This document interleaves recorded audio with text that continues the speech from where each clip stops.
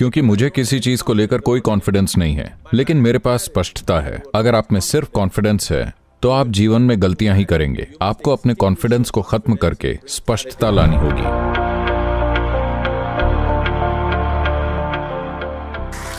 तो सद्गुरु, आपको इतना ज्यादा प्यार और सम्मान मिलता है, क्या आप में कभी दूसरों से श्रेष्ठ होने की भावना पैदा होती है?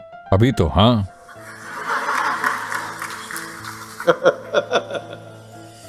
देखिए, सवाल श्रेष्ठता की भावना, हीनता की भावना, गरीबी की भावना या धनी होने की भावना का नहीं है।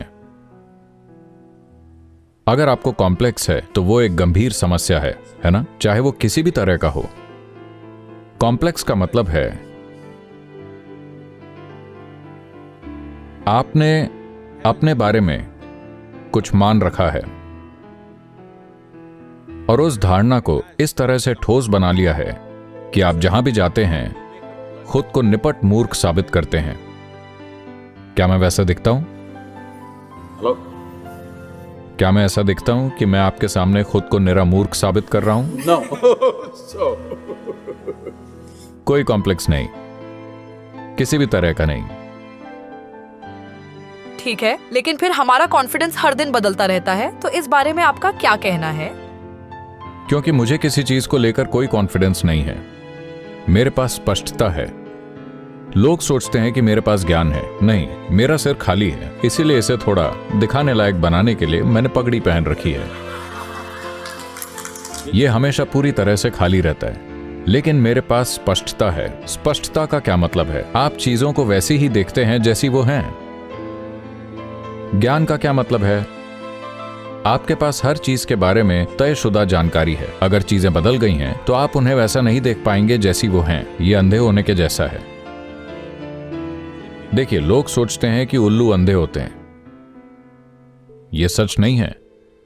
उनकी दृष्टि आपसे कहीं ज्यादा संवेदनशील होती है, लेकिन सूरज की रोशनी की वजह से वो अंधे हो जाते हैं, क्योंकि वो बहुत तेज होती है। जब रोशनी कम हो जाती है तो वो बहुत साफ देख पाता है। इसीलिए नहीं कि वो अंधा है, बल्कि इसलिए क्योंकि उसकी आंखें बहुत संवेदनशील हैं। तो ये महत्वपूर्ण है कि आप अपने जीवन में स्पष्टता लाएं, जानकारी नहीं, क्योंकि जानकारी वो निष्कर्ष है जिसे आप इकट्ठा करते हैं। जानकारी तब ठीक है जब आप दुनिया में कुछ भौतिक या सांसारिक करने की कोशिश कर रहे हों, लेकिन जीवन के साथ नहीं। क्या यह सच है कि 12 साल की उम्र में आपको जो बात बिल्कुल सही लगती थी वो आज सच नहीं है? हाँ या ना? क्या आपको यकीन है कि अभी आपको जिस चीज के लिए लगता है कि यही सही है वो 3 साल बाद भी यही सही है होगी? बिल्कुल भी नहीं। आप ये जानती हैं, तो आप जानती हैं कि आप गलत हैं। हाँ या ना? तो आप जानते हैं कि आप वैसे भी गलत हैं, तो फिर गलत बातों पर जोर क्यों देना? वैसे अभी हम गलत हैं तो कम से कम थोड़ा और सचेतन होकर काम चलाएं। अगर आपको पता है कि आप गलत हैं तो आप सावधानी से चलेंगे, है ना? हेलो। लेकिन अगर आपको लगता है कि आप बिल्कुल सही हैं तो आप बेवकूफी भरी चीजें करेंगे और दुनिया भर में गलतियां करेंगे। अगर आपको पता है कि आप ठीक से नहीं देख पा रहे हैं तो क्या आप सावधानी से चलेंगे या नहीं?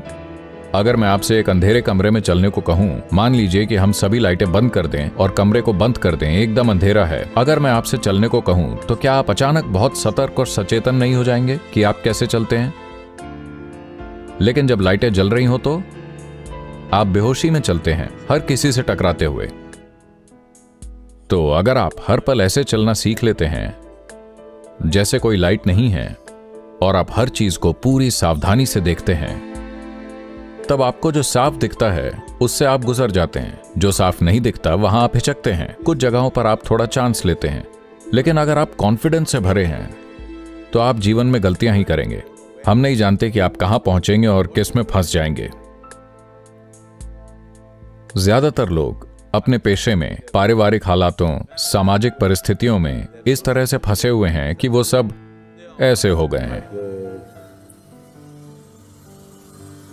हाँ, मैं ये देखता हूं कि सिर्फ बुजुर्ग ही नहीं, युवा भी ऐसे हो गए हैं। मेरे जीवन के अंत में मेरा क्या होगा? मेरे जीवन के अंत में मेरा क्या होगा? मैं रहस्य पहले ही बता चुका हूं, आप मर जाएंगे।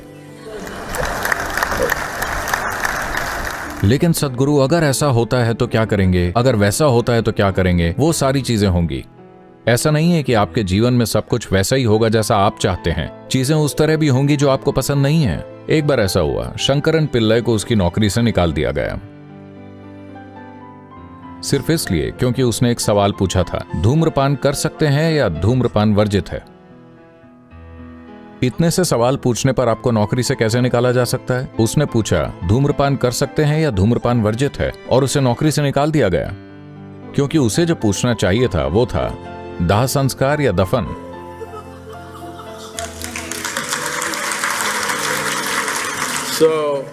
कई बार आप जो सोचते हैं मैं सही हूं, वो उस स्थिति के लिए प्रासंगिक नहीं होता जिसमें आप मौजूद हैं।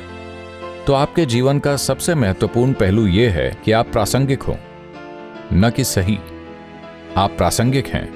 मौजूदा स्थिति के लिए आप प्रासंगिक हैं। मैं सही हूं, सही हूं, मैं सही हूं, ये कॉन्फिडेंस है। आपका सही होना कोई उसकी परवाह नहीं करता। सारे बेवकूफ जो सोचते हैं कि वो सही है, कोई भी उनकी बात नहीं सुनना चाहता, कोई उनके आसपास नहीं रहना चाहता, है ना? जो लोग हमेशा सोचते हैं कि मैं सही हूं, मैं सही हूं, आप उनके आसपास रहना चाहते हैं? नहीं। महत्वपूर्ण बात यह है कि जिस परिस्थिति में आप हैं उसके लिए प्रासंगिक हैं। अगर आपको अपने जीवन में प्रासंगिकता लानी है तो आपको अपने कॉन्फिडेंस को खत्म करना होगा और स्पष्टता लानी होगी। स्पष्टता विकसित करने के कई तरीके हैं। देखिए, आपकी मांसपेशियों को विकसित करने के तरीके हैं, है ना?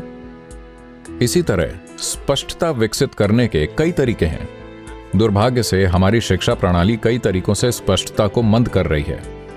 विश्वविद्यालयों में कुछ शोध अध्ययनों से पता चला है कि अगर कोई बच्चा किंडरगार्टन से शुरुआत कर 20 साल की शिक्षा प्राप्त करता है, मुझे खेद है मैं एक शैक्षणिक संस्थान में ऐसा कह रहा हूं, 20 साल की शिक्षा, और मान लीजिए वो पीएचडी करके बाहर आता है, वो बताते हैं कि उसकी 70% बुद्धिमत्ता हमेशा के लिए नष्ट हो जाती है। तो आपके पास एक जानकार बेवकूफ है, आप उसके साथ क्या कर सकते हैं? ठीक है, आप ये कर सकते हैं, आप जानकारी उछालकर लोगों को प्रभावित कर सकते हैं, लेकिन लोगों को प्रभावित करने का, ये जानकारी और वो जानकारी उछालने का, ये पूरा खेल खत्म हो जाने वाला है, क्योंकि वो गूगल लेडी इन सभी मूर्खों से बेहतर है। हेलो, आप, ये वाकई आश्चर्यजनक है। मैं कहीं भी यात्रा कर रहा हूं, मान लीजिए मैं अमेरिका या अफ्रीका या कहीं के लिए उड़ान भर रहा हूं, मैं पूछता हूं एंटेबे में सुबह का तापमान क्या है? मैं वहां उतरने वाला हूं, बिना पलक झपकाए 2 सेकंड में वो मुझे बता देती है ये 14 डिग्री सेंटीग्रेड है, और दोपहर तक ये 18 डिग्री होगा, शाम तक ये फिर से 12 डिग्री हो जाएगा। कौन ऐसे बता सकता है? हेलो। हो सकता है कि वो पूरी तरह सही ना हो, लेकिन लगभग सही होता है।